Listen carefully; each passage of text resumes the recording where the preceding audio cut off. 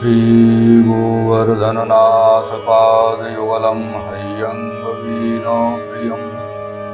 नित्यं श्रीमथुराधिपं सुखकरं श्रीविठ्ठलेशं मुदा श्रीमद्वारवती सगोकुलपति श्रीगोकुलेन्दुं विभुं श्रीमन्मन्मथमोहनं नटवरं श्रीबालकृष्णं भजे। तवाष्टकमिदं मुदा पठति सूरसूते सदा समस्तदुरितक्षयो भवति वै मुकुन्दे रति तया सकलसिद्धयो मुरर्पोश्च सन्तुष्यति स्वभावविजयो भवेत् वल्लभो श्रीहरि। श्याम सुंदर यमुने महारानी की जय हो। शिवल्लभाधीश की जय हो। श्री गोसाई जी परम दयाल की जय हो। श्री गिरिराज धरण की जय हो। सर्वप्रथम तो आप समस्त भगवत चरणानुरागी प्रियजनों को पंचदिवसीय दीपोत्सव पर्व की अनेक अनेक शुभकामनाएं, भगवत वंदन और जय श्री कृष्ण। मेरे प्रियजनों, श्री यमुनाष्टकम के गूढ़ भाग के 29वें भाग में आपने श्री महापुरुष जी की वाणी श्रवण की।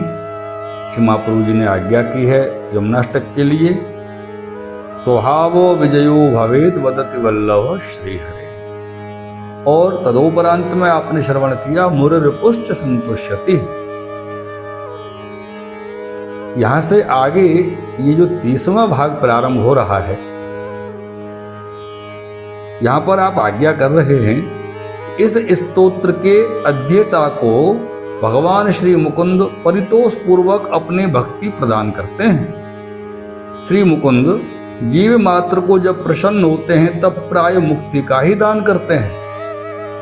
मेरे प्रियजनों, अपने इस स्वभाव के कारण ही वह मुकुंद कहलाते हैं। वस्तुतः मोक्ष देने वाले को ही मुकुंद कहा जाता है। मोक्षम ददाते इति मुकुंद, यही मुकुंद नाम की निरुक्ति है। भक्ति अप्राप्त कही गई है क्योंकि भगवान के पास इसकी तुलना में केवल यही है। अतः ये भक्ति अदेय है। भक्ति का अर्थ है भगवद सह संबंधिता। भगवदीय तत्व से समन्वित ही भगवान के साथ संबंध प्राप्त कर सकता है। अतः भक्ति विरल ही मानी जाती है। यहां पर कहा गया है, राजन, पतिर्गुरुरलम भवताम जदूनाम दैवम प्रिय कुलपति क्वच किंकरो अस्त्वेव मंग भगवान भजताम मुकुंदो मुक्तिम ददाति न कहिचित भक्ति योगम। अतः भगवान भक्त प्रति जब अत्यंत परितुष्ट होते हैं तभी वह उसे इस अदेय वस्तु का दान करते हैं। स्वभाव, भगवान का जो स्वभाव है वो मोक्ष देने वाला है, क्योंकि भगवान का नाम मुकुंद है। तो स्वभाव तो मोक्ष देने वाले ही मुकुंद अपनी निरतिशय प्रिय श्री यमुना जी के गुण संकीर्तन प्रशस्ति से प्रसन्न होकर अपने स्वभाव के प्रतिकूल होते हुए भी इस स्तोत्र के अध्येता को अपनी विरल भक्ति के दान से कृत कर देते हैं। भगवान के स्वभाव परिवर्तन की यह कथा, यह प्रसंग बड़ा विलक्षण है मेरे प्रियजनों, बड़ा ही विलक्षण। अब इस स्तोत्र के पारायण से जीव के स्वभाव की परावृत्ति का जो निरूपण है, जो निरूपण किया गया है, जीव में आनंदांश तिरोहित रहता है। ये समझने जैसी बात। जीव को जीव क्यों कहा जाता है? कि जीव में आनंदांश तिरोहित रहता है, इसी कारण से तो वह जीव कहलाता है। आनंदांशस्त पूर्वमेव तिरोहितो येन जीव भाव। आनंदांश की तिरोभाव अवस्था वाला जीव अविद्या के दुरंत पासों से आबद्ध रहता है। जीवगत अविद्या से ही उसका जीवत्व है। जिस तरह पशु में पशुत्व की उसका स्वभाव होता है, ठीक उसी प्रकार जीव में अविद्या ही उसका स्वभाव है। अतः जीव मात्र स्वभाव से दुष्ट है। जीव स्वभाव तो दुष्टा, जीव भाव के संक्रमण समकालीन यह दोष हैं। और यह दोष क्या है? यह दोष है विस्मृति, अपने अंगी की विस्मृति अर्थात भगवत परांग मुक्ता ही दोष है। जीव अपने इस दोष पर श्री यमुना जी के प्रस्तुत स्तोत्र के अनन्य पारायण द्वारा निश्चयीन विजय प्राप्त करने में समर्थ हो जाता है। लेकिन समर्थ कैसे होता है? श्री आचार्य चरण की कृपा से। आचार्य चरण ने वचन दिया है ना, वदति वल्लभ श्री हरे स्वभाव विजयो भवेत् वदति वल्लभ श्री हरे।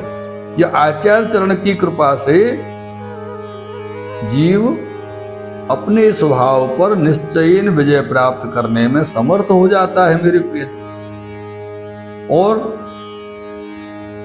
परांगमुक्ता का अंतर्मुक्ता में परिवर्तन होता है तथा बहिर्मुक्ता की निवृत्ति होती है। कर्म वासनाओं की पुनः उत्पत्ति स्थगित हो जाती है। श्री यमुना जी के प्रति अपनी निस्सीम प्रीति के आग्रह से प्रेम विवश भगवान स्तोत्र संकीर्तक जीव के हृदय में आविर्भूत होते हैं। आनंदांश के स्फुरण मात्र से पंच परमात्म का अविद्या अहंकार विलीन हो जाता है। पंच परमात्म का अविद्या का अहंकार विलीन हो जाता है और जीव कृतार्थ हो जाता है मेरे प्रियजनों। जीव कृतार्थ हो जाता है, जीवत्व की निवृत्ति हो जाती है। भगवदीयत्व का आविर्भाव अर्थात दुष्ट स्वभाव का सुष्ट स्वभाव में परिवर्तन हो जाता है मेरे प्रियजनों।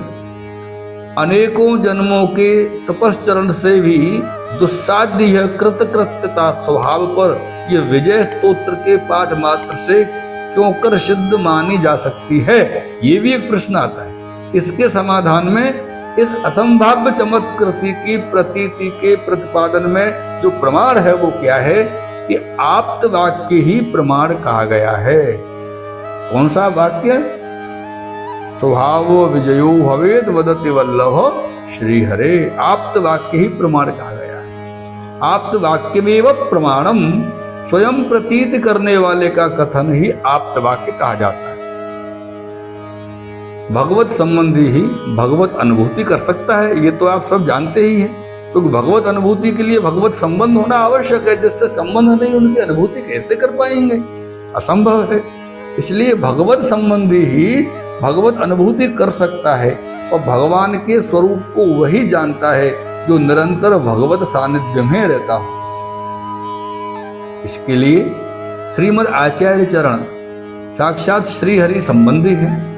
आप श्री भगवान श्री कृष्ण के पूर्ण पुष्टि पुरुषोत्तम के कृष्णाश्य हैं, श्री हरि के वल्लभ प्रिय हैं। अतः जीव मात्र पर परम अनुग्रह पूर्वक आप श्री स्वयं कहते हैं वदति वल्लभ श्री हरे। श्री हरि को प्रिय वल्लभ यह कहते हैं, ऐसा कथन है यहाँ पर। सत्यत्व की प्रतीति ही श्रद्धा का विषय है और श्रद्धा का उदय भगवत कृपा बिना असंभव होता है। मेरे श्रोताओं, यहां पर जो असंभव है वो क्या है? भगवत कृपा के बिना भगवत अनुभूति असंभव है। तो फिर क्या इस कथन के रहस्य की अनुभूति करने वाला जीव पृथ्वी पर है या नहीं? ऐसा तो हो ही नहीं सकता, क्योंकि भगवत अनुग्रह में काल कर्म तथा स्थल कभी नियामक नहीं होते।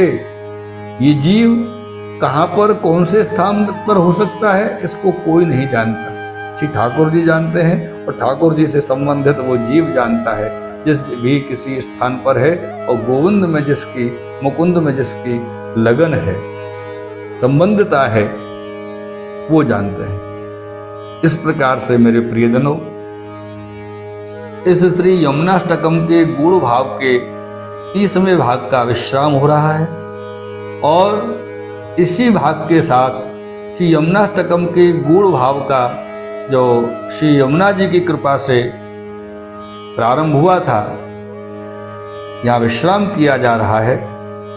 मेरे प्रियजनों, इसी भाव के अंतर्गत श्री द्वारकेश लाल जी कहते हैं, जयति श्री यमुने प्रकट कल्प लतिके, जयति श्री यमुने प्रकट कल्प लतिके, अष्टविधि सिद्धि अद्भुत वैभव सकल, स्वजन विख्यात स्वाधीन पति के, केली श्रम सुरत पथ रूप ब्रज भूप को, पुत्र पय पान दे विश्व माता, अंग नूतन करत पुष्टि तव अनुसरत, त्रिदल रस केल की अमृत दाता। ए रहत यम द्वारते मुक्त सुख चारते, रहत यम द्वारते मुक्त सुख चारते, नाम त्रय अक्षर उच्चार कीने, उभय लीला विशिष्ट व्रज प्रिय कुमारिका, तुर्य प्रिया वदत रस रंग भीने, अनावृत ब्रह्म ते सदा व्रत वह रही, अनावृत ब्रह्म ते सदा व्रत वह रही, कनक शाखा बिटप श्याम वल्ली, सदा प्रफुल्लत द्वारकेश अवलोक के, नित्य आनंद आवीर वल्ली, नित्य आनंद आवीर पल्ली, नित्य आनंद आवीर पल्ली, जयति श्री यमुने प्रकट कल्प लतिके। मेरे प्रियजनों, इस प्रकार से इस श्री यमुना जी के यमुनाष्टकम के गूढ़ भाव का 30वें भाग का आज विश्राम किया जा रहा है। और इसी विश्राम के साथ आप सबको पुनः एक बार भगवत वंदन सह जय श्री कृष्ण। श्याम सुंदर श्री यमुने महारानी की जय हो। शिवल्लभाधीश की जय हो। श्री गोसाई जी परम दयाल की जय हो। श्री गिरिराज धरण की जय हो।